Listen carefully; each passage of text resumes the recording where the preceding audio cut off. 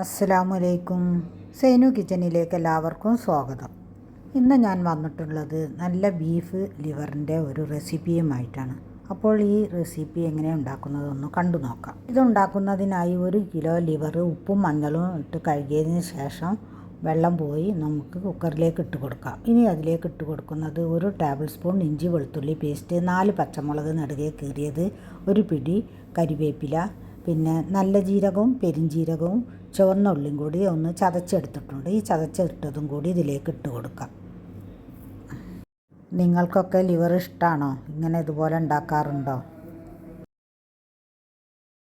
ഇതെല്ലാം കൂടി ഇങ്ങനെ ചതച്ചിട്ട് കൊടുക്കണമെന്നില്ല. നമ്മുടെ കയ്യിൽ പൊടികളുണ്ടെങ്കിൽ അതിട്ട് കൊടുത്താൽ മതി. ഇവിടെ പെരിഞ്ജീരകം പൊടിച്ചത് തീർന്നിരിക്കുകയാണ്, അതുകൊണ്ടാണ് ഞാൻ പിന്നെ എല്ലതും കൂടി ഒന്നിങ്ങനെ ചതച്ചെടുത്തത്. ഇനി ഇതിലേക്ക് ആവശ്യമായിട്ടുള്ള ഉപ്പും കൂടി ഇട്ട് കൊടുക്കാം. ഇനി പൊടികൾ ഇട്ട് കൊടുക്കാം. 2 സ്പൂൺ മല്ലിപ്പൊടിയും 1/2 സ്പൂൺ മഞ്ഞൾപ്പൊടിയും 1 ടേബിൾ സ്പൂൺ കുരുമുളക് പൊടിയുമാണ് ഇട്ട് കൊടുക്കുന്നത്. പിന്നെ മുളക് പൊടി തീരെ ഇട്ട് കൊടുക്കുന്നില്ല.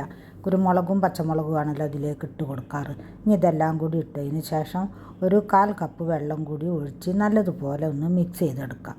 കൈ വെച്ചിട്ടോ അല്ലെങ്കിൽ ഒരു സ്പൂൺ വെച്ചിട്ടോ എങ്ങനെ വേണമെങ്കിലും മിക്സ് ചെയ്തെടുക്കാം. കൈ വെച്ചിട്ടാണ് കുറച്ചും കൂടി നല്ലത്.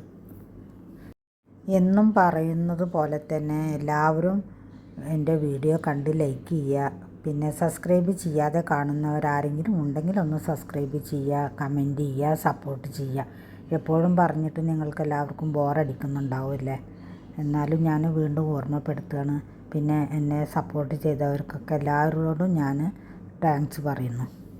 കുക്കർ വെച്ച് കൊടുത്ത് ഫ്ലെയിം ഓൺ ആക്കിയിട്ടുണ്ടായിരുന്നു. 3 വിസിൽ വന്നപ്പോൾ ഞാൻ നിർത്തിയിട്ടുണ്ടായിരുന്നു കേട്ടോ. പിന്നെ പ്രഷറൊക്കെ പോയി തുറന്ന് നോക്കിയപ്പോൾ നല്ലതുപോലെ തന്നെ റെഡിയായി കിട്ടിയിട്ടുണ്ട്. ഇനി നമുക്ക് ഒരു ചട്ടി വെച്ച് അതിലേക്ക് വെളിച്ചെണ്ണ ഒഴിച്ച് കൊടുത്തതിന് ശേഷം 1/2 സ്പൂണോളം ഉലുവ ഇട്ട് കൊടുക്കാം.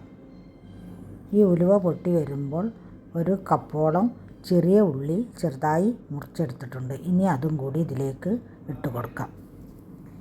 ബീഫിൻ്റെ ലിവറായാലും മട്ടൻ്റെ ലിവറായാലും ചിലർക്ക് ഇഷ്ടാവുന്നുണ്ടാവില്ലല്ലോ.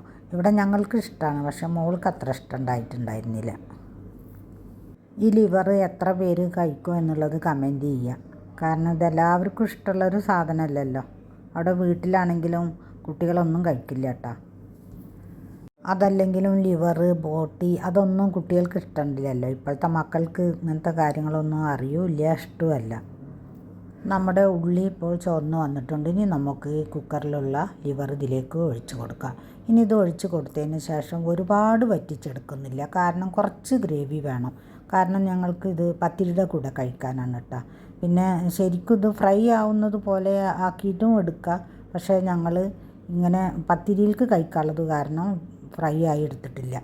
പിന്നെ പത്തിരി കഴിച്ചതിന് ശേഷം ബാക്കിയുള്ളത് ഞങ്ങൾ ഫ്രൈ ആക്കി എടുത്തിട്ടുണ്ടായിരുന്നു. ഈ സമയത്ത് കുറച്ച് കുരുമുളക് പൊടിയും കൂടി ഇട്ടിട്ട് ഫ്ലെയിം ഓഫ് ആക്കിയിട്ടുണ്ടായിരുന്നു. നല്ലൊരു അടിപൊളി ടേസ്റ്റ് തന്നെയായിരുന്നു. അപ്പോൾ എല്ലാവരും ഇതുപോലെ ഒന്ന് ട്രൈ ചെയ്ത് നോക്കുക.